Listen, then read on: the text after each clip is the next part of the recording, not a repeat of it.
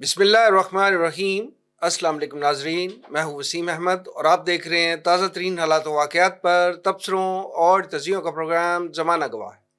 ناظرین، Brazil, Colombia اور Ghana کا ہمسایہ ملک وینزویلا، جو پاکستان سے بھی کافی بڑا ملک ہے، یہ وہ ملک ہے جس کے پاس تیل کی دولت سب سے زیادہ ہے، اور کہا جاتا ہے کہ اس کے ذخائر 300 ارب بیرل تیل سے بھی زیادہ ہے، اور محتاط اندازے کے مطابق جس کی مالیت 17 ٹریلین ڈالر سے بھی زیادہ ہے، اور یہی اس کا جرم ٹھہرا ہے۔ امریکہ نے اس کے صدر نکولس مادورو پر ڈرگ ٹریفکنگ کی بین الاقوامی تنظیم کی سربراہی کا الزام لگا کر انہیں اور ان کی اہلیہ کو اپنی ڈیلٹا فورس کی ایک خفیہ آپریشن کے ذریعے اغوا کیا اور نیو یارک کی عدالت میں پیش کر دیا۔ وینزویلا پر امریکی حملہ اس کی علاقائی خود مختاری اور عالمی قوانین کی کھلم کھلا خلاف ورزی ہے، اور ایک خود مختار قوم کے سربراہ پر منشیات اور اسلحے کی اسمگلنگ کے الزامات لگائے گئے، جس کے جواب میں انہوں نے فیڈرل کورٹ کے جج سے یہ کہا کہ I am innocent, I am a decent man, I was کڈنیپڈ۔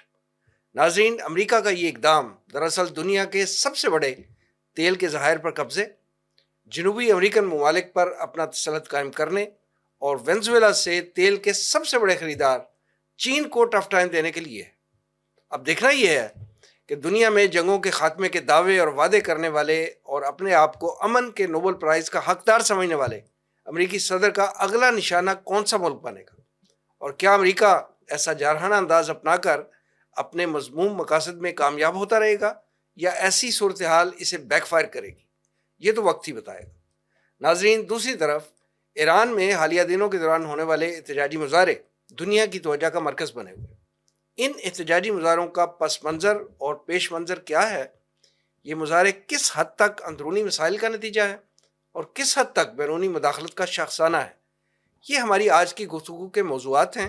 میرے ساتھ تشریف فرما ہیں جناب پروفیسر محمد یوسف عرفان صاحب، ان کے ساتھ تشریف رکھتے ہیں ترجمان تنظیم اسلامی جناب رضا الحق صاحب، اور ٹیلی فون لائن پر اسلام آباد سے ہمیں جوائن کریں گے ونگ کمانڈر ریٹائرڈ جناب ضمیر اختر خان صاحب۔ آئیے گفتگو کا آغاز کرتے ہیں۔ پروفیسر صاحب، یہ فرمائیے گا کہ کیا دنیا جو ہے وہ وینزویلا کے ساتھ جو کھلی جارحیت امریکہ نے کی ہے، کیا وہ اسے قبول کر لے گی؟ اور دنیا کا یہ کون سا قانون ہے کہ جس کے تحت امریکہ ایسے ظالمانہ اقدام جو ہے وہ چھوٹے ممالک کے خلاف کر رہا ہے؟ بہت بہت شکریہ۔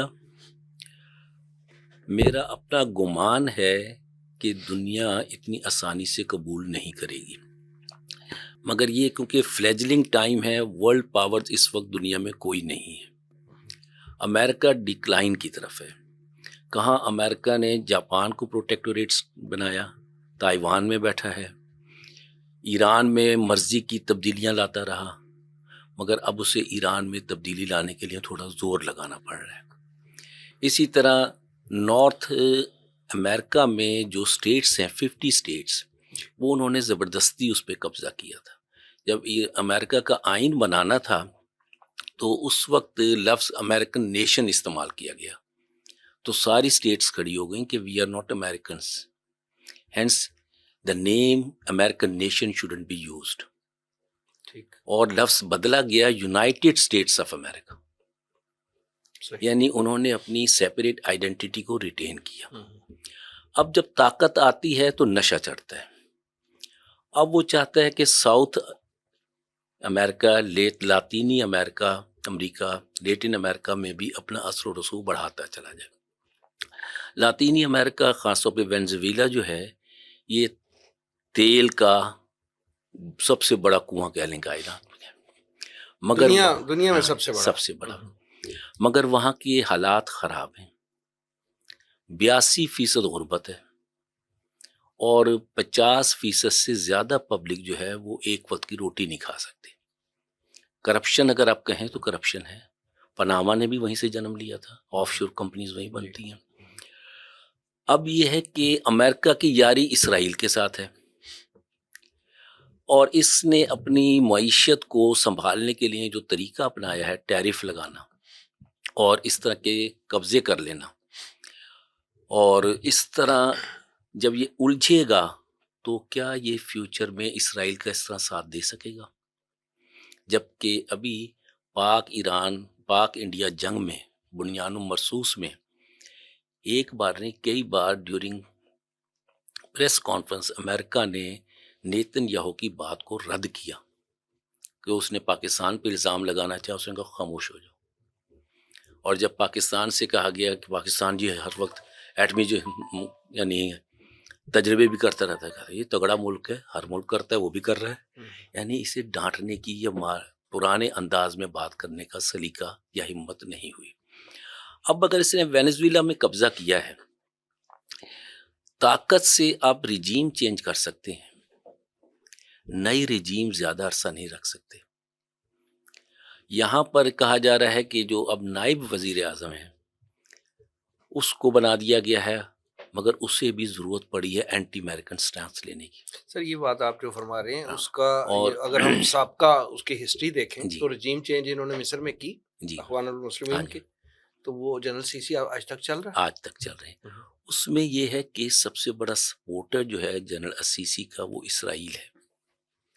اور اسرائیل کے ساتھ جو باقی سٹیٹس ہیں ان کے لیے انہوں نے کتنی بائفرکیشن کی ہے. لیبیا کو مات دیا، اسے 2 حصوں میں بانٹا، سوڈان کو 2 حصوں میں بانٹا، صومالیہ کو 2 حصوں میں بانٹ رہے ہیں. اور ادھر ریڈ سی کے ساتھ یعنی جو یمن ہے وہاں پہ انہوں نے فساد ڈالا. اور سعودی عرب میں پہلے ہی دمام و دہران اور یہ گلف سٹیٹس جو ہیں یہ سعودی عرب کا ناکہ بندی کرتی ہیں. اب یہ اس طرف سے بھی ناکہ بندی ہوتی تو پیننسولا کا پہ قبضہ ہو جاتا، اندر جانا مکہ مدینہ بہت قریب ہو جاتا. مگر آپ یہ دیکھیے کہ اس دوران سعودی عرب نے بھی اپنی آگاہی رکھی اور فوراً اس نے ایک معاہدہ حرمین شریفین کے حوالے سے کیا اور دوسرا معاہدہ یعنی ڈیفنس پیکٹ کیا اور کمپریہنسو کیا. وہ اس سے پہلے بھی سعودی عرب جو ہے وہ کبھی بھی امریکن پاکٹ میں اس طرح نہیں گیا جتنا آج کل تھا، اور اس کا سبب بھی پاکستان تھا. پاکستان کا جب ڈیفنس پیکٹ ہے اس سعودی عرب کے ساتھ، یمن کے معاملے میں اسے ضرورت پڑی تو نواز شریف کی حکومت تھی، مگر یہاں پر دشمنوں کا نیٹ ورک اتنا اسٹرانگ تھا کہ نواز شریف بے بس ہو گیا، پارلیمنٹ میں معاملہ گیا اور انہوں نے کہا جی ہم مدد نہیں کریں گے. سعودی عرب بلبلا اٹھا، حرمین شریفین کی ذمہ داری کی وجہ سے وہ 2 منٹ بھی بغیر طاقت کے نہیں رہ سکتا. اس نے روس کی طرف رخ کیا، روس نے ہاتھ کھڑے کر دیے اور کوئی طاقت نہیں تھی. الٹیمیٹلی امریکہ کو پتہ تھا کہ امریکہ ہمارے پاؤں آئیں گے. اس کے بعد پھر وہ اس قابل ہوئے کہ پرو امریکن گورنمنٹ لائے سعودی عرب میں جو بہت زیادہ پرو ہے. اور پھر دیکھیے کہ یہی گورنمنٹ جہاں ابراہم ایکارڈ کی بنیاد پر یہ اسرائیل کو سارے عرب تسلیم کرنے جا رہے تھے، حماس کی وجہ سے سارے پیچھے ہٹ گئے. کیا یہ سیٹ بیک امریکہ کو نہیں تھا؟ رہا معاملہ یہ ہے کہ یو این او جو ہے وہ عرصہ دراز سے طاقت کی باندھی بنی ہوئی ہے، اور یہ اسرائیل تو کی امریکہ کے گڑے کی مچھلی ہے. ہاں جی، اور امریکہ اسرائیل کے گڑے کی مچھلی ہے. اور اگر ہم یہ دیکھیں کہ کیا وینزویلا کے حوالے سے لیٹن امریکہ میں جگہ جگہ احتجاج نہیں ہو رہا ہے، ملک کے اندر بھی ہو رہا ہے. پھر دوسرا آپ یہ دیکھیے کہ کیا امریکہ کے اندر نہیں احتجاج ہو رہا کہ یہ غلط ہوا ہے، وہ بھی ہو رہا ہے. اور کیا اس سے بہت ساروں کو کان نہیں ہوئے؟ اور اس خطے میں اگر یہ اتنا ہی آسان ہوتا، شاہ کو انہوں نے نکالنا تھا، شاہ کے بعد ریلیجس ملیٹنٹس کو لانا تھا. انہوں نے ایک سسٹم دیا تھا جس کے ذریعے انقلاب آیا ایران میں. وینزویلا میں ایسا سسٹم نہیں ہے. اب جب یہاں سے انہوں نے ایک سسٹم ایران کے لیے رکھا ہوا ہے کہ ہم شاہ کو لائیں گے. شاہ جو ہے وہ ریلیجس ملیٹنسی کا نمائندہ نہیں ہے، وہ سافٹ ورژن ہے. ٹریڈ اس ریجن میں نہر سوئس جو تھی وہ بہت بڑی گیم چینجر تھی. سی پیک تو ورلڈ گیم چینجر ہے. اس میں اسرائیل اپنا حصہ داری شروع میں رکھنا چاہ رہا ہے، وہ شاہ کو لانا چاہتے ہیں. سر بیسیکلی یہ اور جو امریکی اقدام ہے وینزویلا کا وہ تو تیل کی طاقت میں ہے نا ہاں جی. جی. پھر دوسرا یہ ہے کہ لیٹن امریکہ میں اپنے جو ہے مقاصد جی جی اور اپنا اثر و رسوخ، اپنا فٹ پرنٹ جو ہے وہ قائم رکھنا چاہتا ہے. بالکل صحیح. پھر یہ ہے کہ چائنا جو سب سے بڑا خریدار تھا اس کو سیٹ بیک پہنچانا چاہتا ہے. تو یہ سارے مقاصد تو اس کے ہیں. اب یہ دیکھیے کہ اس میں سب سے زیادہ سیٹ بیک کس کو پہنچا ہے؟ چائنا کو، کیونکہ چائنا اس علاقے میں آئل کا سب سے بڑا خریدار تھا. بالکل ایسے. اور ان ریاستوں نے ماضی میں جب بائی پولر سسٹم تھا، یعنی روس اور امریکہ کے درمیان کولڈ وار سو کالڈ چل رہی تھی، اس دوران لیٹن امریکہ، کیوبا ہوا یا اور ممالک ہوئے، یہ پرو رشیا تھے. اب یہ پرو چائنا ان کی ساری تجارت ہو رہی تھی، اور چائنا کی تجارت دھونس دھاندلی کی اس طرح نہیں تھی جیسے امریکہ کی تھی، اور امریکہ کا حصہ ادھر آ رہا تھا. اب یہ چیز جو تھی، امریکہ اگر وینزویلا میں بھی انفلوئنشیل ہوتا، ریسورسفل ہوتا، تو امریکہ کی کور، یعنی ایک امریکہ کی گود میں آ کے بیٹھ جاتا. تو اس نے امریکہ کو بھی ناراض کیا ہے، اور امریکہ جو ہے وہ یو این او میں یعنی ویٹو رکھنے کا حق حاصل رکھتا ہے.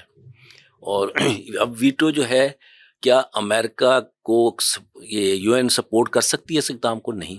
مگر یہ کہ دنیا فی الحال خاموش ہے. میرا نہیں خیال کہ اس کے اثرات سے نئی مہرہ بندی ہوگی، نئی شطرنج کے مہرے بنیں گے. اور اس میں دیکھیے کہ کیا امریکہ زیادہ الجھتا ہے، اور اس کی پبلک بھی اکانومی اس کی معیشت کی وجہ سے تنگ ہے، اور یہ معیشت ان کی جو ہے وہ 6 یہودی بینک سے وہ جو ذاتی ہیں ان کے پاس ہے. ٹھیک. اور اس دوران کیا یہ امریکہ اپنی پروٹیکٹوریٹ اسٹیٹ جاپان کو بھی اس طرح مدد دے سکے گا؟ نہیں دے سکے گا. ٹھیک. تو میں سمجھتا ہوں کہ دنیا خاموش نہیں ہوگی، مگر نئے اسٹیج جو بن رہا ہے اس کے مطابق یہ کچھ عرصے میں اس کے اثرات ثابت ہوں گے. اور وینزویلا میں جب تک کوئی اسٹیبل گورنمنٹ نہیں لاتے تو وہاں پہ خانہ جنگی ہوگی.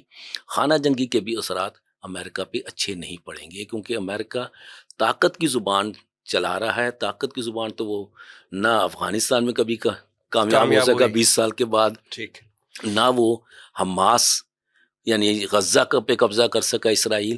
تو طاقت کی زبان اس وقت کامیاب ہوتی ہے جب سوجھ بوجھ کے ساتھ چلے. جنرل اسیسی جو ہے اس نے طاقت کی زبان استعمال کر رکھی ہے، مگر وہ سیاسی سازواز میں ہر وقت لگا رہتا ہے. مگر میں نہیں سمجھتا کہ اخوان المسلمین جو 100% جمہوری انداز سے آئے تھے اور ان کی تعداد اتنی زیادہ ہو، وہ جنرل اسیسی کے بھی ظلم کے ہاتھوں فی الحال بے بس ضرور ہیں، مگر وہ آواز اٹھے گی. ٹھیک. اسی طرح امریکہ کے اندر بھی اس اقدام کے خلاف ناراضی بڑھے گی، اور اس کملا ہیرس جو ہے اس نے تو خلاف بیان دے دیا ہے، انہوں نے مسترد کیا ہے اور سارا جی کرٹیسائز کیا باقاعدہ. رضا الحق صاحب یہ فرمائیں کہ کیا وجہ ہے کہ بڑی طاقتیں جو ہیں وہ اپنے حلیف جو ان کے اپنے اپنے ممالک ہیں ان کی اس طرح مدد نہیں کر رہی امریکہ کے جو مظالم ہیں اس کے حوالے سے؟ تازہ ترین مثال وینزویلا کی ہے کہ چائنا اس کا سب سے بڑا حلیف، سب سے بڑا اس کا تیل کا خریدار، اس کی کوئی مدد نہیں کر سکا. اسی طرح روس جو ہے وہ شام کی کوئی مدد نہیں کر سکا. تو روس اور چین جو ہیں بڑی طاقتیں تو یہی ہیں نا جو امریکہ کے مد مقابل ہیں، یہ امریکہ کو ایسی کنسیشنز کیوں دے رہے ہیں؟ بسم اللہ الرحمن الرحیم. آپ کے سوال کے جواب سے پہلے میں کچھ چند چیزوں کے اوپر تبصرہ کرنا چاہوں گا. ہیوگو شاویز وینزویلا کا صدر رہا ہے، اس کو بھی اغوا کیا تھا امریکہ نے، اور پھر واپس آ کے وہاں پہ صدر بنا تھا. لاطینی امریکہ کے کچھ ممالک میں امریکہ کے خلاف بہت سخت نفرت پائی جاتی ہے. اس کی ایک وجہ یہ ہے کہ وہ ماضی میں پرو سوویٹ یونین یعنی سوشلسٹ سوچ کے حامل رہے ہیں، اپوزٹ بلاک میں اپنی جگہ پہ. دوسری بات میں جو غالباً کہہ سکتے ہیں گزشتہ صدی کا سب سے بڑا فلسفی تاریخ تانی فلسفی تاریخ آرنلڈ ٹوئنبی، اس نے امریکی فارن پالیسی کے 5 بنیادی پلرز جو ہیں وہ گنائے تھے. اس میں ایک یہ تھا کہ اپنے بیک یارڈ میں امریکہ کسی اور طاقت کو بڑا نہیں ہونے دے گا، اور یہ اس کا ایک شاخسانہ آپ کے سامنے دکھائی دے رہا ہے. اچھا، یہ بھی بات سامنے آئی کہ بہرحال امریکہ نے پوری دنیا میں شکیل افریدی پھیلائے ہوئے ہیں، جی، اور یہ اشارہ ہی کافی ہے. بی آر آئی اس سے آگے نہیں بڑھے گا.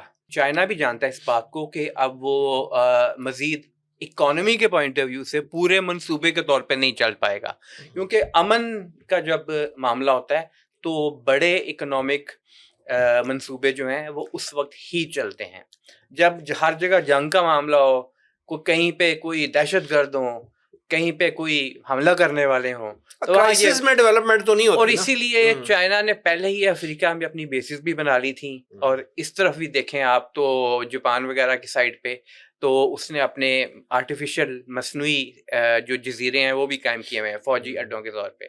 ابراہیم اکارڈز، یہ بالکل آخری بات ہے، ابراہیم اکارڈز کی اب شکل یہی رہے گی، جتنے قبول کر چکے، تسلیم کر چکے، ان کو کروا لیا اسرائیل نے، اب وہ کیرٹ اینڈ اسٹرک پالیسی پہ چلے گا، جس کو زبردستی تسلیم کروا سکتا ہے کروائے گا، جس کو نہیں کروا سکتا اس کو پھر رام کر کے اس کو کچھ مفادات دے کر اپنے جو مفاد اس کے اپنے ہیں وہ حاصل کرنے کی کوشش کرے گا۔ تو اسی لیے میں کہہ رہا تھا، ہو جائے گا یہ اسی لیے میں کہہ رہا تھا کہ وہ جب وہ ٹرمپ کہتا ہے نا کہ he is a very good man, he is a very good man, تو وہ کلیجہ ایک دم دھچ کے بیٹھ جاتا ہے۔ ٹھیک ہے پروفیسر صاحب، یہ فرمائیں کہ جیسے امریکی صدر آج کل جگہ جگہ پہ یہ بیانات بھی دے رہے ہیں، اپنی پریس ٹاکس میں بھی اور اپنی اور جہاں بھی موقع ان کو ملتا ہے تو وہ ایک طرح کی دھمکیاں دے رہے ہیں، وینزویلا کو تو ہے ہی، اس کے ساتھ وہ کیوبا کو بھی دے رہے ہیں، اس کے ساتھ وہ میکسیکو کو بھی دے رہے ہیں، ایون ایران کو وہ بہت زیادہ دھمکیاں دے رہے ہیں۔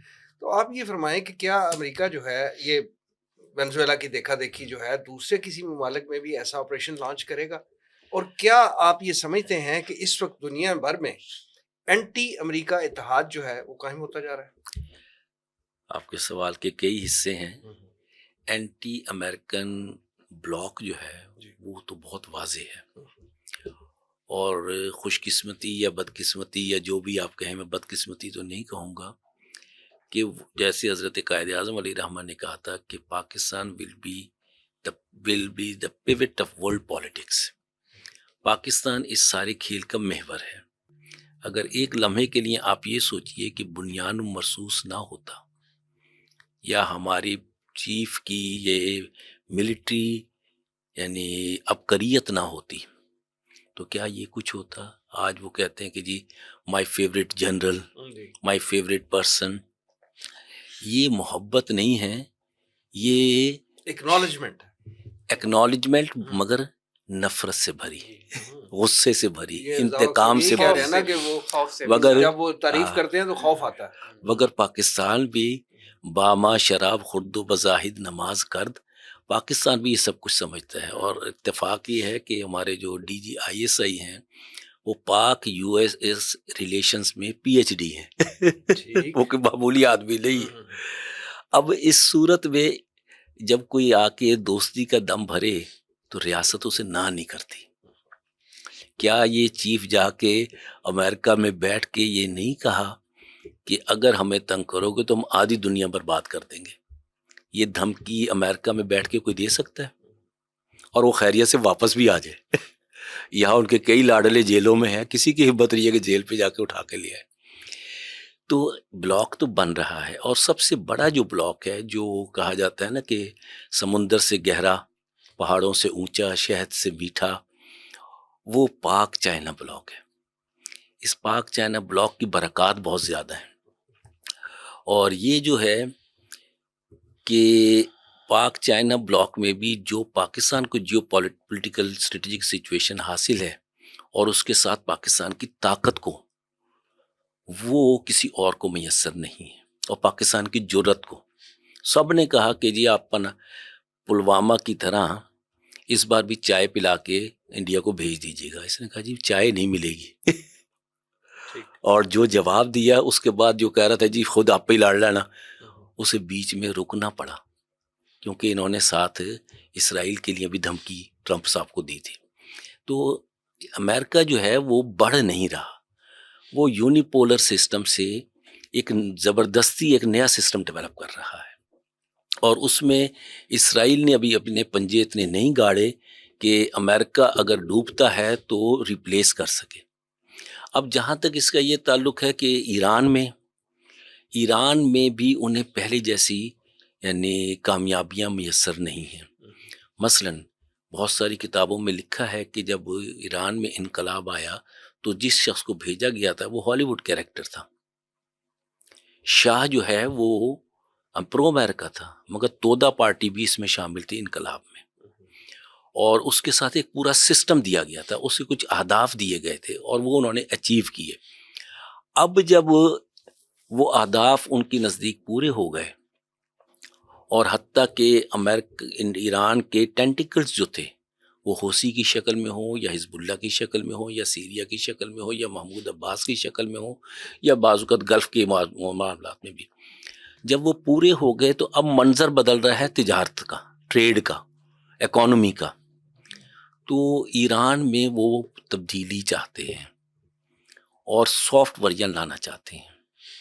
اب اس کے لیے کیونکہ کھلی چھوٹ ہوتی ہے انٹرنیشنل این جی اوز کے ذریعے اور چیزوں کے ذریعے، نیٹ ورک ان کے اسٹرانگ ہوتے ہیں، پاکستان کے اندر بھی سب کو اس کے لیے تو ایک عرصے سے کوشش کر رہا ہے نا ایران میں، رجیم چینج کی تو کوشش کر رہا ہے۔ میں تو عرض کر رہا تھا کہ اس طرح کا بروٹل اٹیک جو ہے یہ بھی کیا ایران پہ یا کیوبا پہ یا میکسیکو پہ کرنے جا رہا ہے امریکہ؟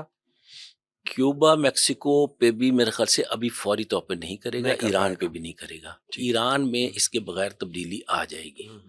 ایران میں پہلے ہی تبدیلی آ جاتی، مگر ایران کی قیادت نے پاکستان کے چیف کا ہاتھ پکڑ لیا تھا۔ چیف کا ہاتھ پکڑنے کا مطلب سارا چائنا ان کی سپورٹ میں تھا، جو ایران کو سب سے بڑی ایک یہ یونیک اور منفرد کامیابی ملی تھی کہ عالم اسلام پاکستان کی وجہ سے ایران کے ساتھ کھڑا تھا، حتیٰ کہ سعودی عرب بھی پاکستان نے خاموش جو تھا۔ امریکہ کی جنگ تھی اس میں ایران کا کافی سپورٹ کیا، ہاں جی، اور اسی طرح جب پاکستان کی انڈیا کے ساتھ جنگ ہوئی تو ایران نے پاکستان کو ایران سپورٹ کا، کیا۔ تو یہ میوچل انٹرسٹ تھے ہاں جی، دونوں مگر یہ ہے کہ جو پاکستان نے یعنی ادا کیا وہ بہت زیادہ تھا، ورنہ تو اسی لیے ان کی پارلیمنٹ میں نعرے لگے تھے نا تشکر پاکستان۔ اب یہ ہے کہ کیا یہ تبدیلی لے آئیں گے؟ انہوں نے ایران میں وینزویلا کی طرح کا ایکشن نہیں کیا، وہاں کی پبلک کو موٹیویٹ کیا۔ پبلک کو جب موٹیویٹ کیا جاتا ہے کہ کیا وہاں پر وہ مسائل جو پبلک ڈیمانڈ کر رہی ہے وہ حقیقی ہیں یا غیر حقیقی، اس پہ آپ کا تجزیہ آگے چل کے لیتے ہیں۔ رضا الحق صاحب یہ فرمائیں کہ ایک رائے یہ آ رہی ہے کہ وینزویلا کا جو آپریشن ہوا ہے اس میں وینزویلا کے کچھ جنرلز، آرمی کے جنرلز جو تھے وہ امریکہ کے ساتھ آن بورڈ تھے اس آپریشن میں۔ کیا آپ اس رائے سے اتفاق کرتے ہیں؟ جی میں 100% اس سے اتفاق کرتا ہوں۔ اس کی وجہ یہ ہے کہ چاہے بادشاہت ہو، چاہے ڈکٹیٹرشپ ہو، چاہے ہائیبرڈ نظام ہو، چاہے پاپائیت ہو، ان سب کے اندر طاقت کا جو منبع، دنیاوی طاقت کی بات کریں، اس کا سرچشمہ اور منبع جو ہے وہ انہی کے پاس ہوتا ہے جن کے پاس ہتھیار ہیں، باقاعدہ ڈسپلنڈ ان کے پاس ہتھیار اور افرادی قوت موجود ہے، ٹیکنالوجی بھی موجود ہے، اور وہ اس میں ٹرینڈ بھی ہیں، اور وہ ہوتی ہے ملک کی فوج۔ بادشاہت کے نیچے تو یقیناً فوج اس کے ساتھ ہوتی ہے ملی ہوئی۔ پاپائیت کی اگزامپل آپ کو جو یورپ کے اندر مڈ 16 سینچری میں ملتی ہے یا اب ایران کے اندر ملتی ہے، تھیوکریسی تو ہے نا وہ۔ اچھا، ہائیبرڈ نظام پاکستان میں جرنیل آئے، پہلا جرنیل سے لے کے آج تک کا جرنیل جو ہے ہائیبرڈ سسٹم ہو، چاہے وہ سب اپنے مفاد کے لیے کام کر رہے ہیں، کسی اور کے مفاد کے لیے نہیں۔ اور اگلی بات یہ ہے کہ ڈکٹیٹر چاہے وہ خود سامنے آ کے بات کرے یا کچھ تھوڑے سمجھدار ہو جائیں، اور سمجھداری کے بعد وہ یہ کہیں کہ میں چیف ایگزیکٹو آفیسر ہوں، میں کوئی مارشل لا نہیں لگا رہا، شرف کی بات، میں ڈکٹیٹر نہیں ہوں، ایک حکومت ہے جس میں سارے کے سارے موجود ہیں، سارے کے سارے موجود ہیں، وہ جو ماضی کی اپوزیشن پارٹیاں تھیں وہ ساری کی ساری موجود ہیں اس حکومت میں، لیکن حکم کسی اور کا چل رہا ہو، وہ بھی ملک کے مفاد میں نہیں ہے، ہرگز نہیں ہے۔ لیکن ایران اور اسٹریٹجک حوالوں سے اگر دیکھا جائے، ملک کا مفاد ایک اپنی جگہ پہ اندرونی ہوتا ہے، ایک ہے بیرونی مفاد۔ ملک کے مفاد کے اندر آپریشن بنیان مرصوص کا جواب دینا، وہ کوئی بھی ہوتا اس نے جواب دینا تھا، اس کا پہلے بھی دیا گیا تھا، اب بھی دیا گیا ہے۔ اس کے علاوہ آپ دیکھیں کہ دیگر ممالک کے ساتھ اچھے تعلقات قائم کرنا پاکستان کے ہمیشہ سے اچھے تعلقات رہے ہیں، یہ اپنی جگہ ایک حقیقت ہے، ہم فیکٹس کو ڈسٹورٹ نہیں کریں گے یہاں پہ۔ ہاں، اب یہ کہ انہوں نے بیچ دیا، تو مشرف نے اپنی کتاب میں لکھا ہوا کہ میں نے اتنے ڈالروں کے عوض اتنے اتنے لوگ وہاں بیچے. اب جنرل فیض حمید جو تھا وہ DGISI تھا. اب اگر وہ کرپٹ پریکٹسز میں بھی رہا, پولیٹیکل انجینئرنگ میں بھی رہا, اس کو سزا بھی ہوئی, تو جس پوسٹ پہ وہ موجود تھا وہ کیا کیا نہیں کرتا ہوگا, کیا کیا راز نہیں افشا کیے ہوں گے اس نے.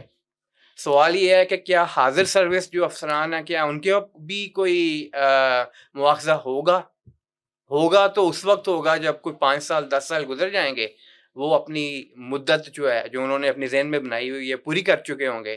پھر کوئی کسی طرف سے بات آئے گی کہ یہ تو فلاں یہ بھی کام کرتا رہا اور وہ بھی کام کرتا رہا اور یہ بھی کام کرتا رہا, اور اس کے خلاف پھر کھل جائیں گے پورے FIR اور یہ وہ.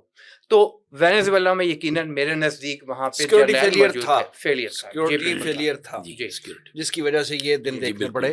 اور یہی سیکورٹی فیلئر ہم نے ایران میں بھی دیکھا کہ ایک ہی حلے میں جو ہے وہ آپ کی تمام جو ہے وہ ٹاپ آرمی براس جو ہے وہ آپ دیکھیں نا یہودی پاپولیشن وہاں کتنی بڑی ہے جی ایران میں, وہاں کیا پتا کون کون موجود ہے کہاں کہاں. اچھا جناب, جیسے میں نے ابتدا میں عرض کیا تھا کہ ڈاکٹر ضمیر اختر خان صاحب اسلام آباد سے ہمیں جوائن کریں گے, وہ ہمارے ساتھ موجود ہیں, آئیے ان سے بات کرتے ہیں. جناب یہ فرمائیے گا کہ کیا دنیا وینزویلا میں ہونے والی کھلی امریکی جارحیت کو قبول کر لے گی, اور دنیا کا کون سا قانون ہے جو امریکہ کو ایسے ظالمانہ اقدامات کی اجازت دے رہا ہے؟ دو حصے ہیں سوال کے. پہلے کے بارے میں تو بس اتنا عرض کرنا ہے کہ امریکہ ہر جگہ جو ہے وہ جارحیت کا مرتکب رہا ہے. جہاں جہاں اس نے محسوس کیا کہ اس کے مفادات کو جو ہے وہ کہیں سپورٹ مل سکتی ہے, تو چاہے عراق ہو, چاہے لیبیا ہو, شام ہو, دیگر اور ممالک میں, افغانستان میں اس کا کودنا. اور یہ تو دراصل سیدھی سیدھی غنڈہ گردی ہے, اور جو قانون ہے اس وقت دنیا میں اندھا قانون, اور وہ یہ ہے کہ مائٹ از رائٹ. تو بدقسمتی ہے کہ یہ جو جارحیت امریکہ کی طرف سے ہوئی ہے, اس کو چونکہ پہلے قبول کیا گیا ہے, کسی نہیں معلوم کہ عراق پہ چڑھ دوڑا تھا WMDs کے بہانے, اور اس وقت کسی نے اس کو نہیں روکا. اس وقت بھی عالمی طاقتیں موجود تھیں, اگرچہ روس جو ہے وہ تو تتر بتر ہو چکا تھا, USSR, لیکن یہ کہ بہرحال اس کا ایک مقام تو تھا. چائنا جو ہے وہ بھی ایک طاقت کے طور پر ابھر کے سامنے آ رہا تھا. تو اس وقت صورتحال یہ ہے کہ دنیا اس لیے اس کو قبول کرے گی کہ جو عالم کفر ہے تو ان کا تو آپ کو معلوم ہے کہ اپنے اپنے مفادات ان کو عزیز ہیں, اور ان کی اپنی پالیسیز ہیں. لے دے کے مسلم دنیا تھی کہ جن کو ایک کردار ادا کرنا تھا اور حق اور سچ کا ساتھ دینا تھا اور مائٹ کو رائٹ کے تابع کرنا تھا, وہ خود جو ہے بکھری ہوئی ہے. تو جو سمجھ میں آنے والی بات ہے وہ یہ ہے کہ اس وقت اگرچہ چائنا نے بھی اور روس نے بھی, برطانیہ نے بھی مخالفت تو کی ہے کہ امریکہ نے یہ جو جارحیت کی ہے ونزویلا پہ یہ درست نہیں ہے, لیکن عملی طور پر تو کچھ نہیں ہوا. اسی طریقے سے جو عالمی ادارہ ہے نام نہاد UNO, اس نے پہلے کہاں امریکہ کو روکا, کسی جگہ بھی اس نے عدل نہیں کیا. اور ظاہر ہے اب بھی امریکہ کی وہ لونڈی ہے. UNO کیا ہے دراصل؟ وہ تو ایک ادارہ ہے جو کہ امریکہ کے انگوٹھے تلے ہے. تو صورتحال یہ ہے کہ اس وقت دنیا جو کچھ بھی کہہ رہی ہے, آپ دیکھیے گا کچھ دنوں کے بعد کچھ نہیں ہوگا, اور امریکہ اپنی جو ہے غنڈہ گردی کو جاری رکھے گا, اور ریجیم چینج کا جو اس کا پروگرام ہے دیگر ممالک میں بھی اس پر عمل پیرا ہوگا. اور ونزویلا پہ جو اس کی نظریں ہیں, چونکہ وہاں پہ وسائل ہیں اور تیل کی جو ہے دولت ہے, تو اس کو ہتھیانے کے لیے یہ اس پر قابض ہو جائے گا. اور براہ راست نہ بھی ہوا تو اپنی کوئی وہاں پہ پپٹ گورنمنٹ کھڑا کرے گا اور اس طرح سے گویا کہ اپنے مقاصد حاصل کرے گا. تو باقی جہاں تک سوال کے دوسرے حصے کا تعلق کہ دنیا کا کون سا قانون ہے, تو امریکہ تو کسی قانون کو مانتا ہی نہیں ہے. اس کے جو بھی ظالمانہ اقدامات ہیں اس نے کبھی جو ہے وہ اس کی اجازت نہیں دی ہے کسی سے, اور وہ تو جو ہے وہ چڑھ دوڑتا ہے جس کے لیے چاہتا ہے. تو ایسے میں اس وقت صورتحال بڑی عجیب ہے کہ دنیا گویا کہ ظلم سے بھری ہوئی ہے، اور کوئی ایسی طاقت نہیں ہے کہ جو اس ظلم کی راہ میں آڑے آئے۔ تو دیکھتے ہیں کب تک یہ ظلم کی جو ہے وہ اندھیری رات چھائی رہے گی اور کون سامنے آتا ہے۔ ہم تو توقع رکھتے ہیں کہ مسلم دنیا کا یہ کردار تھا، اللہ کرے کہ وہ اس کو محسوس کریں اور کم سے کم آواز تو جو بلند کریں، اور اگر اس راستے کی راہ میں رکاوٹ بن سکتے ہیں تو مسلمان ممالک ہیں، اور اللہ کرے کہ ان کو اس کا احساس ہو جائے۔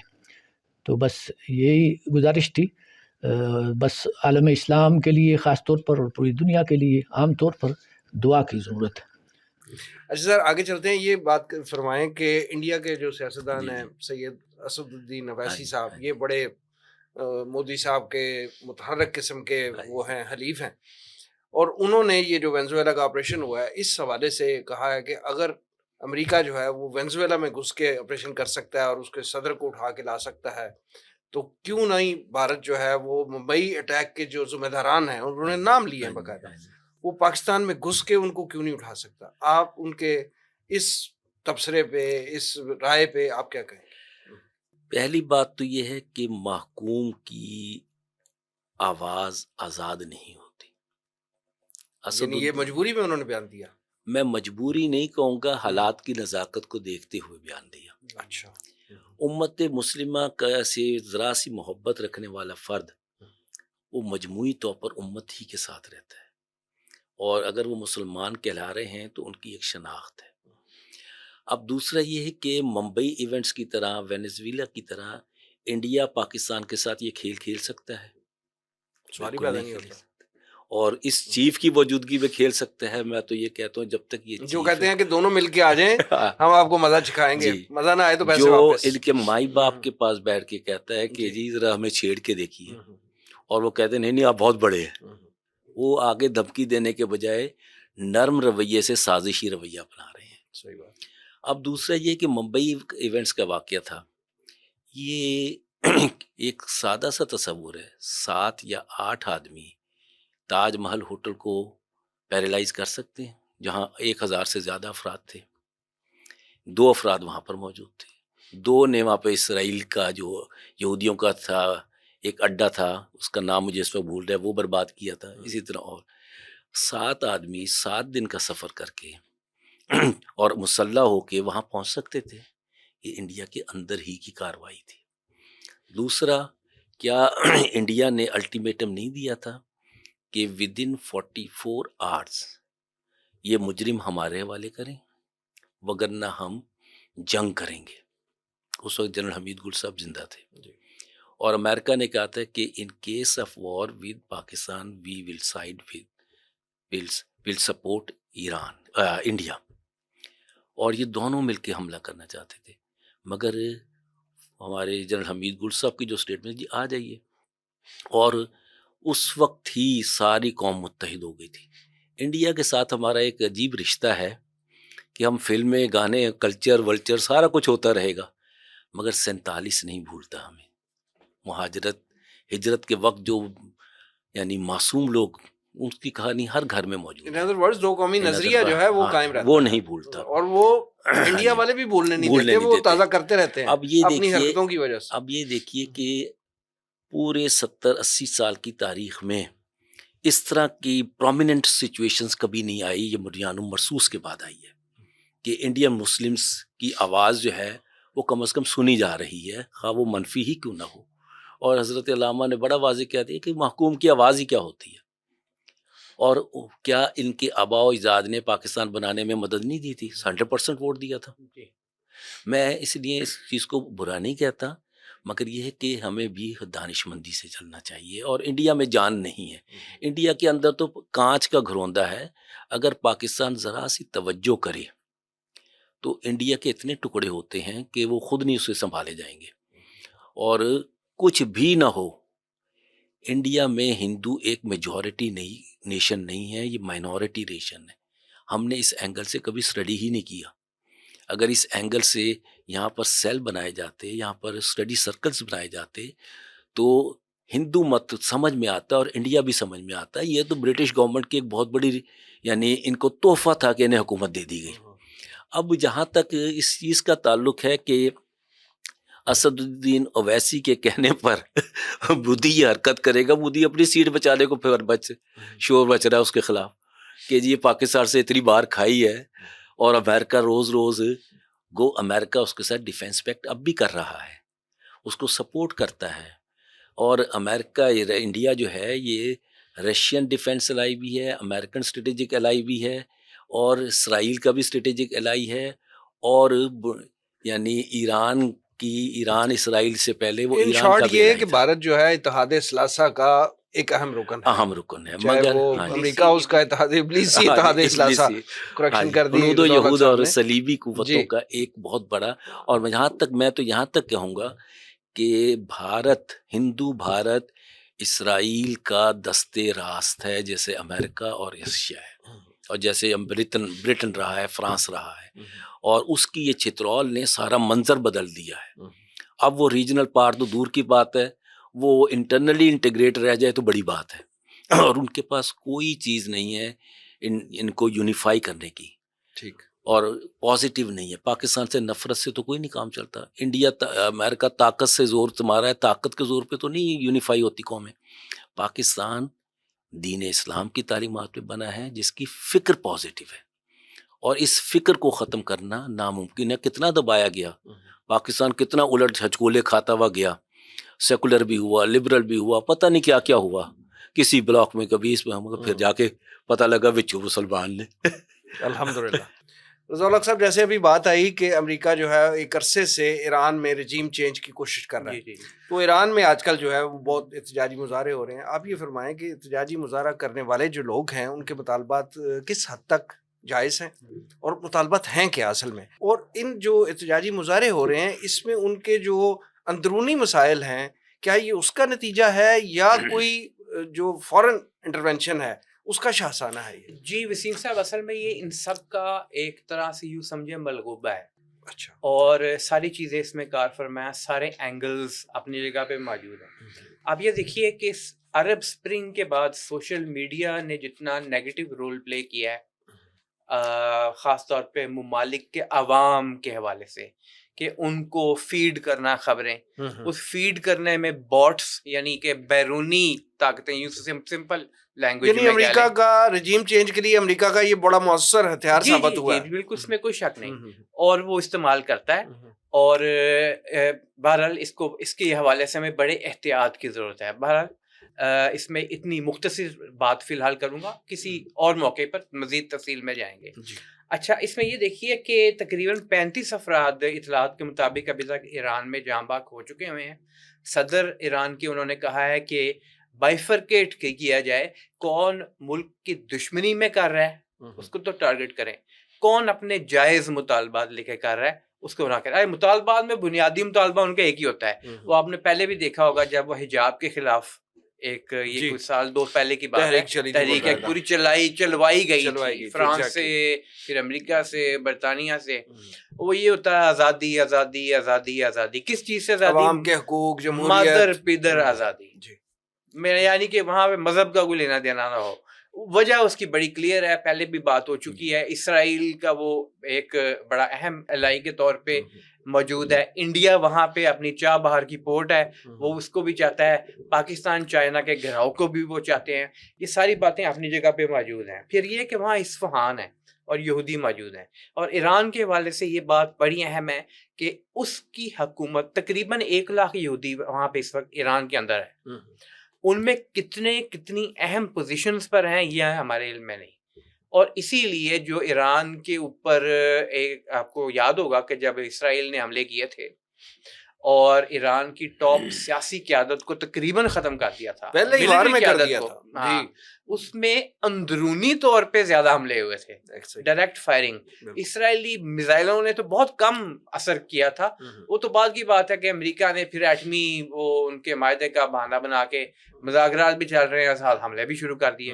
وہ اپنی جگہ پہ ایک معاملہ ہے. ایران اس وقت ری بلڈنگ کے ایک سٹیج میں, وہ ایک بہرحال ایک مختلف چیز ہے. تو بہرحال عوام اور جاسوسی کا نیٹ ورک وہاں پہ بہت اسٹرانگ ہے. عوام کو جو ہے وہ ایک طرح سے اشتعال دلانا وہ وہاں پہ زیادہ ہے. بیرونی مداخلت جو ہے پوری طرح کار فرما ہے. اس دور میں جب مغرب کی آزادی دیکھتے ہیں لوگ تو ایمان کی دولت بہت اس کی قیمت جو ہے نا وہ ذہن میں آتی ہے اور وہ راسخ ہو جاتی ہے. ایمان کی دولت جو ہے نا وہی بچاتی ہے. ادروائز بندہ وہ چکا چون جو ہے نا اس کی مغرب کی اس کے پیچھے MBS اور باقی پتہ نہیں کون کون لگ کے اور نیوم سٹی اور فلاں اور یہ اور دبئی اور وہ دیکھیں اب وہاں پہ مغرب سے بھی زیادہ مغربی بنے ہوئے ہیں. تو ایران میں بھی جو آپ دیکھیں گے یونیورسٹی کالج اور ان جگہوں کے جو اسٹوڈنٹس ہیں وہ اس طرح کی آزادی چاہتے ہیں لیکن اس طرح کی آزادی کی کاسٹ بہت زیادہ ہوتی ہے. پروفیسر صاحب آپ بھی فرمائیے کہ ایران میں ہونے والے جو احتجاجی مظاہرے ہیں اس بارے سے آپ کی آبزرویشنز کیا ہیں اور یہ پچھلے دنوں جو امریکہ اور ایران کی ایک لفظی جنگ شروع ہو گئی خاص طور پہ اٹامک وہ جو ہے اس کی تیاری ہے اور پھر میزائل پروگرام ہے ایران کا. امریکہ دھمکیاں دے رہا ہے ایران کو کہ جی اگر آپ نے اس کو آگے بڑھایا تو ہم آپ کو جہاز بھیج کے یہ کر دیں گے اور ہم اپنا ایندھن ضائع نہیں کرنا چاہتے. اور اسی طرح ایران نے بھی کہا کہ جی اگر کسی نے اس طرح ایران کے طرف جو ہے وہ کوشش کی تو ہم قیامت ڈھا دیں گے. تو مطلب یہ کہ لفظی جنگ جو ہے ان دونوں ممالک کی زبردست ہوئی ہے. آپ یہ بتائیں کہ کیا ان دونوں ممالک میں جنگ جو ہے وہ ناگزیر ہو چکی ہے اور اگر خدا نخواستہ یہ جنگ ہوتی ہے تو خطے میں اس کے کیا اثرات ہوں گے؟ میں اپنی اسیسمنٹ یا آبزرویشن آپ کے ساتھ شیئر کرتا ہوں. واقعات معاملات سب کے سامنے ہیں. شاہ کو لانے کی پرانی کوشش چل رہی تھی. بالکل. ایران اسرائیل جنگ کے وقت بھی یہی موٹو تھا اور نعرے آ گئے تھے. بالکل ایسے مگر وہ شاہ کو لا نہیں سکے. جیسے ایران شاہ کے بیٹے کو لانا چاہ رہے تھے. شاہ کے بیٹے کو یہ شاہ بادشاہ پہلوی اور پری اسلامک. اب جس طرح پہلے ایران میں تبدیلیاں لائی جا رہی تھیں اب ویسے نہیں آ رہی. اور اس میں کیونکہ ایران کا بہت بڑا الائی پاکستان ہے اس کی وجہ سے چائنا ہے. چائنا کے ساتھ پورا عالم اسلام ہے. اب انہوں نے جو حربہ استعمال کیا ہے وہ عوام کا کیا ہے. اور جہاں تک امریکن نیو ورلڈ آرڈر کا تعلق ہے اس میں نئے نظام کا ذکر نہیں ہے. حکومتیں بدل کے اپنے مرضی کی حکومتیں بنانے کا ذکر ہے. اب اس میں عوام میں آپ دیکھیے کہ اتنا عرصے سے یہ ہے سینکشنز لگ گئیں سب کچھ لگ گئیں مگر کیا حکمرانوں کے بینک بیلنس نہیں بڑھے ایران میں؟ 200 ملین یعنی ڈالرز کی ملکیت ایک ایک فرد کے پاس یعنی کرپشن بھی جاری ہے. ہاں جی. دوسرا کیا عوام کو آج بھی جو ایران کی کرنسی ہے وہ 15 لاکھ ہو تو $1 بنتا ہے؟ یہ ظلم نہیں تو اور کیا ہے. یہی وینزویلا میں بھی محرومی بھی پائی جاتی ہے جو وہاں کے سہولتوں کو جہاں تک دینے کا ہے. کیا وہاں پر عوام کو پانی کی بھی سہولت ہے؟ کیا وہاں پر عوام کو دیگر سہولتیں بھی ہیں؟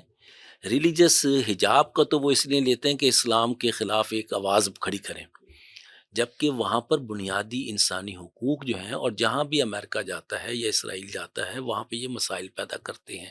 یہ تو سعودی عرب جیسے عرب ممالک ان مسائل کے نام پہ وہاں پہ جاتے ہیں. اور کیا پاکستان یعنی دنیاوی معاملات میں عالمی امور میں کتنا تگڑا ہے مگر عوام کا حال آپ کے سامنے ہے. اب وہاں پر میں یہ سمجھتا ہوں میری بولڈ سٹیٹمنٹ ہو سکتی ہے کہ تبدیلی یہ لے آئیں گے عوام کے ذریعے. شاہ کا بیٹا یعنی آ جائے. عوام اس قدر تنگ آ چکے ہیں موجودہ رجیم سے کہ وہ جو بیرونی مداخلت ہو رہی ہے اس کا اثر و رسوخ قبول کریں گے اور تبدیلی آ جائے گی. اور تبدیلی لانے کا آسان طریقہ ہوتا ہے وہ ہر گھر میں نہیں جاتے. وہ جو پولیٹیکل سرکلز یا سوشل سرکلز بنے ہوتے ہیں ان کے قائدین کے ساتھ مینجمنٹ ہوتی ہے. وہ پبلک خود بخود چلی آتی ہے انہیں کہتے ہیں جی اب موقع آ گیا ہے آ جائیں آپ. تو میں نہیں سمجھتا کہ شاہ کو بھی آنے کے بعد وہ آسانی ملے گی جو پہلے میسر رہی تھی کیونکہ سب سے بڑا فرق جو ہے خامنائی صاحب کے دور کا وہ یہ ہے کہ انہوں نے ایران کو امت مسلمہ سے جوڑ دیا. بے شک. اور امت مسلمہ ان کے ساتھ کھڑی ہے. پاکستان ایک وفادار دوست کے طور پر کھڑا ہے اور کچھ عرصے میں سعودیہ کے ساتھ جو ان کے سعودی اچھے عرب کے ساتھ، تعلقات جی، ہاں جی، استوار ہوئے ہیں، اس سے بڑی یہ مثبت تبدیلی آئی یہ ہے۔ تبدیلی جو ہے میں سمجھتا ہوں کہ اگر شاہ کا بیٹا بھی آ جاتا ہے تو یہ تبدیلی اتنی بڑی ہے جو اسرائیل کے لیے، امریکہ کے لیے سموتھ سیلنگ نہیں رکھے گی۔ اور ایران ایک ایسا ملک تھا جس پر بہت ساری چیزوں پہ پردہ پڑا ہوا تھا، وہ پردے ہٹنے شروع ہو جائیں گے، اور حضرت علامہ کو تو بہت امیدیں ہیں ایران سے۔ تو میں سمجھتا ہوں کہ یہ مراحل، یہ کرائسس ایک بڑی طاقت بننے کے اظہار کا ذریعہ ہوتی ہیں۔ اور آج اگر عوام ان کے بہت مظلوم ہیں، ان کے عوام شاہ سے بھی کے وقت میں بھی مظلوم تھے، ان کے دور میں بھی مظلوم رہے، سر معاشی طور پہ جو ہے ان پہ جتنی پابندیاں لگی ہوئی ہیں اور لگتی رہی ہیں اور آئندہ بھی لگنے کی دھمکیاں دی جا رہی ہیں، اس کے تو وہ ایک نیچرل سی بات ہے کہ سمجھ مگر آتی اس کے آ رہی ہے۔ باوجود پاکستان کے 80 برس ہو گئے ہیں تقریباً، جی، پاکستان کو سٹیبلٹی نہیں میسر آئی، مگر پاکستان مینج کرتا رہا چیزیں، 100% کسی کی بھی گود میں نہیں گیا۔ ایران بھی کر سکتا تھا یہ۔ سب سے بڑھ کر یہ ہے کہ عوام کو ریلیف دیں گے تو تبدیلیاں باہر والے نہیں لا سکتے۔ آپ شیئر کر کے، بزنس کا اصول ہوتا ہے کہ آپ خود بھی کھائیں، دوسروں کو بھی کھلانے کا موقع دیں۔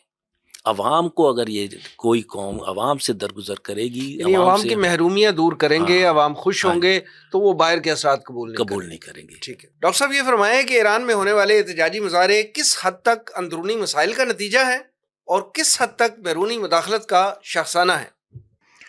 اس میں اندرونی مسائل ہیں، اس میں تو کوئی شک نہیں ہے، معاشی بھی مسائل ہیں، تاجروں کے مسائل ہیں، اور بڑا اچھا کام جو کیا ہے علی خامنہئی صاحب نے کہ انہوں نے تسلیم کیا ہے کہ جو تاجروں کے خاص طور پر مطالبات ہیں، مسائل ہیں، وہ جائز ہیں اور ان کو جو ہے ایڈریس کیا جانا چاہیے، اور لگتا ہے کہ حکومت ایران جو ہے وہ ان شکایات کا ازالہ کرے گی۔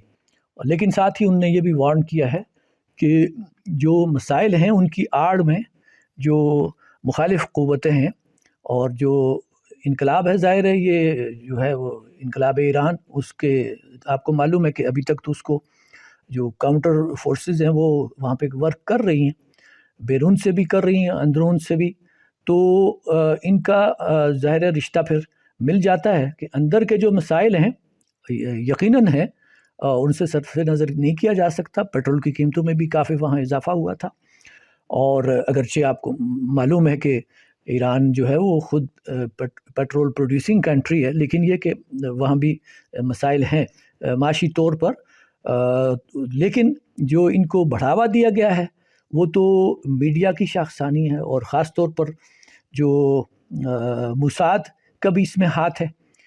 اسرائیل تو یقیناً ایران کا مخالف ہے ہی، اور اگر یہ کہا جائے، اگرچہ براہ راست اس کے شواہد تو میری نظر سے نہیں گزرے، لیکن چونکہ گٹھ جوڑ انڈیا اور اسرائیل کا چل رہا ہے، اور کچھ عرصے سے ایران نے انڈیا کے حوالے سے جو اپنا رویہ اختیار کیا ہے، تو اس سے کہیں بعید نہیں کہ انڈیا تو آپ کو معلوم ہے اپنے مفادات جو ہے وہ جہاں دیکھتا ہے وہاں تو وہ بچ جاتا ہے، اور یہ بنیے کی پرانی جو ہے وہ نفسیات ہے کہ جہاں اپنا مفاد دیکھا تو گر پڑتا ہے، اور جہاں کہیں جو ہے وہ اس کو مخالف کو کوئی زچ کرنے کا، زک پہنچانے کا کوئی ایسا موقع ہے آئے تو وہ ہاتھ سے نہیں جانے دیتا۔ تو اس میں دونوں فیکٹرز ہیں، اندرون کے بھی ہیں اور بیرون کے بھی ہیں۔ البتہ یہ لگتا ہے کہ جو ایرانی حکومت ہے اور ان کی جو قیادت ہے، اور خاص طور پر علی خامنہئی صاحب، چونکہ وہاں سسٹم تو ان کا ہے نا، آپ کو معلوم ہے وہ کتنے عرصے سے اس کو چلا رہے ہیں، 1979 میں یہ انقلاب آیا تھا اور اب 2025 جا رہا ہے، اتار چڑھاؤ وہاں رہے ہیں، لیکن یہ کہ بہرحال کسی درجے میں اندرون ایران وہ اپنے آپ کو کنسولیڈیٹ کر چکے ہیں، لیکن یہ کہ بیرون سے بھی سازشیں تو ہوتی رہیں گی اور آئندہ بھی ہوں گی۔ فی الحال لگتا یہ ہے کہ وہ ان جو ہے مشکلات پہ قابو پائیں گے۔ اس کے علاوہ جو امریکہ نے یہ جو شوشہ چھوڑا ہے تو وہ تو ایک ظاہر شرارت ہے اس کی، اور اس طرح کی جسارت کر نہیں سکے گا امریکہ، شاید اس طرح کا کوئی حماقت نہیں کرے گا، اور اگر کرے گا تو اس کو منہ کی کھانی پڑے گی۔ اس کی وجہ یہ ہے کہ ایرانینس بہرحال اپنا ایک ماضی رکھتے ہیں، اور ان کا چونکہ ان کے ہاں بہرحال جو اپنے مذہبی معاملات ہیں ان میں ان کے ہاں جو ہے وہ اس میں کوئی شک نہیں ہے کہ وہ ایک ہیں اپنے موقف کے اعتبار سے. تو اس حوالے سے اللہ کرے کہ وہاں پہ یہ قابو پا لیں اپنے معاملات پہ، مسائل پہ، تاکہ بیرون سے جو ہے سازشیں جو ہوتی ہیں ان کو زیادہ وہاں موقع نہ ملے. ڈاکٹر ضمیر اختر خان صاحب، ہمیں وقت دینے کا بہت بہت شکریہ. پروفیسر صاحب، آپ دنیا بھر میں دیرپا امن کے قیام کے حوالے سے کیا تجاویز دیں گے؟ مجھے حضرت قائد اعظم علیہ الرحمہ کا ایک جملہ یاد آ رہا ہے جب انہوں نے کہا تھا کہ if you want peace prepare your self for war. ٹھیک. یعنی کمزور رہنا ہے جرم ضعیفی کی سزا، مرگ مفاجات ہم ارد گرد دیکھ رہے ہیں. پاکستان ایک طاقتور ملک ہے، اور اس وقت یہاں پہ دو چیزیں ایمرج ہو رہی ہیں. ایک تو پاک چائنا دوستی کی وجہ سے ایک بلاک ہے، ایک عالم اسلام کا اسٹریٹجک بلاک ہے جس میں پاکستان ہے، ترکیہ ہے اور سعودی عرب ہے. یہ دو چیزیں جو ہیں ان کو بہت جلد، جہاں دفاعی اعتبار سے وہاں معاشی اعتبار سے، تجارتی اعتبار سے اور سماجی اعتبار سے فوری طور پر اپنی UN بنانا چاہیے. اور OIC یعنی غیروں کی منظور نظر تھی، یہ حقیقی معاملات کو لے کے چلے، اور یہ ممکن ہے. یہ جب تک نہیں ہوگا پاکستان بھی سیکیور نہیں رہے گا، ترکیہ بھی نہیں رہے گا، اور یعنی سعودیہ بھی نہیں رہے گا. ان کا اتحاد بہت ضروری ہے. اسی میں بعد میں ایران بھی شامل ہو سکتا ہے، اس میں اور ممالک بھی ہو سکتے ہیں. ایجپٹ بہت اہم ہے، وہ بھی شامل ہوگا، سوڈان بھی ہوگا، صومالیہ بھی ہوگا. تو ہمیں اس طرف بھی توجہ کرنا چاہیے کہ عالم اسلام کو یعنی ایک دفاعی معاہدے میں، ایک تجارتی معاہدے میں، ایک امن کے معاہدے میں اور ایک اسٹریٹجک سے بلاک کی شکل میں. جب ہم بات کرتے ہیں مسلمانوں کے اتحاد کی، تو یہ کوئی ضروری تو نہیں ہے نا کہ فوری طور پہ ایک UN طرز کا ایک بڑا اتحاد بن جائے. چند اہم ممالک جو ہیں وہ مل کے آغاز کریں اور پھر دوسرے ممالک اس میں شامل ہو جائیں. میں یہ سمجھتا ہوں آغاز ہو چکا ہے، وقت کے ساتھ یہ ایک میچیور فارم میں بہت جلد آ جائے گا سامنے انشاءاللہ. رضا صاحب، یہ فرمائیں کہ دور حاضر میں انسانیت کو تباہی سے بچانے اور دنیا بھر میں دیرپا امن قائم کرنے کے لیے آپ کیا اقدامات تجویز کریں گے؟ جی وسیم صاحب، دیکھیے بہت اچھی بات ہے کہ آپ نے انسانیت کا حوالہ دیا. جی. کیونکہ جو اللہ تعالیٰ کا کلام ہے، نبی کریم صلی اللہ علیہ وسلم کی بعثت ہے، وہ صرف مسلمانوں کے لیے نہیں، پورے عالم کے لیے. آپ رحمت للعالمین ہیں. بالکل. تو دنیا کے حوالے سے اگر دیکھیں تو بڑی سادی سی بات ہے، ظلم کا خاتمہ، عدل کا قیام، یہ دو بنیادی چیزیں ہیں. اب ظلم کا خاتمہ کیسے ہوگا؟ ظالم کو سیدھے راستے پہ یا تو لائیں یا اس کو ختم کریں. اور احادیث کے اندر اس کا بہرحال بڑی تفصیل سے تذکرہ قرآن پاک میں بھی ہے، حدیث میں زیادہ تفصیل سے تذکرہ موجود ہے کہ وہ وقت آئے گا جب حضرت مہدی رضی اللہ تعالیٰ عنہ اور پھر حضرت عیسیٰ علیہ السلام کی واپسی، second coming of the Christ جس طرح وہ بھی کہتے ہیں، وہ آ کر جو ظالم ہیں ان کا خاتمہ کریں گے، اور جو مظلوم ہیں ان سے ایک تو آزاد کروائیں گے، اور پھر یہ کہ ایک صحیح معنوں میں اسلامی حکومت قائم ہوگی. اچھا، فی الحال کرنے کے کام جو ہیں ان میں تو ایک یہ ہے کہ مسلمان اس وقت زیر عتاب ہیں، ان کو آپس کی ناچاکی جو ہے اس کو ختم کرنا، یہ نمبر 1 پوائنٹ. کسی کی پراکسی نہ بنے. بالکل ٹھیک. UAE جو ہے وہ اسرائیل کی پراکسی بننا چھوڑ دے، اللہ تعالیٰ کافی ہے. ٹھیک ہے. دوسری بات، آپس کا اتحاد اور اتفاق قائم کریں. کچھ ایجنڈا آئٹمز ہیں ان کے اوپر، مثال کے طور پہ فلسطین کے حوالے سے آپ مسجد اقصیٰ کی حرمت کے حوالے سے، اس طرح حرمین شریفین ہمارے لیے انتہائی سے زیادہ اہم ہے، اپنی زندگیوں سے بھی زیادہ اہم ہے، اسی طرح مسجد اقصیٰ بھی اہم ہے. آپس میں دفاعی معاہدہ کریں، دفاعی معاہدہ کریں، عسکری، معاشی اور سیاسی سطح پر. اور سیاسی سطح پر جب ہم بات کرتے ہیں تو پھر ایک بڑی اجتماعیت کی بات کرتے ہیں، وہ اکٹھے ہوں. اور معاشی سطح پہ بھی آپس کے معاہدے کریں. عسکری سطح پہ جس طرح آپ نے مشترکہ فرمایا مشترکہ کرنسی جو ہے وہ ہو کامن سکتی ہے۔ مارکیٹ بنائے، بالکل، یورپین یونین بن سکتی ہے تو یہاں اسلامک یونین کیوں نہیں بن سکتی؟ بالکل، اگر وہاں پہ نیٹو بن سکتی ہے تو اسلامک فوج کیوں نہیں بن سکتی اکٹھی کرنے کے لیے؟ تو یہ تو وہ کچھ ایلیمنٹس ہیں جو کرنے والے ہیں، اور یہی مسلمانوں کو اس پوری جنگ میں ایک تو دفاع بھی کریں گے، مسلمانوں کو اس قابل بھی کریں گے، یا امت مسلمہ پھر جب بنے گی تو اس قابل بھی کریں گے کہ وہ دفاع اپنا بھی کریں، جو مظلوم مسلمان ہیں ان کی گلو خلاصی بھی کرائیں ظالم سے، اور پھر یہ کہ آگے بڑھ کے صرف دفاعی نہیں بلکہ جارحیت کے ساتھ جو ظالم ہے اس کا قلع کما کریں، اور دنیا میں جو نظام عدل اجتماعی ہے جو اسلام نے ہمیں دیا ہے اس کو قائم و نافذ کریں۔ اور یہ وقت آئے گا، قرآن کے اندر بھی اس کے حوالے موجود ہیں، حدیث کے اندر بہت ڈیٹیل میں حوالے موجود ہیں، وہ وقت بھی آئے گا جب ہر پتھر اور درخت کہے گا کہ اے مسلم میرے پیچھے یہ یہودی موجود ہے، اس کو آ کے قتل کرو۔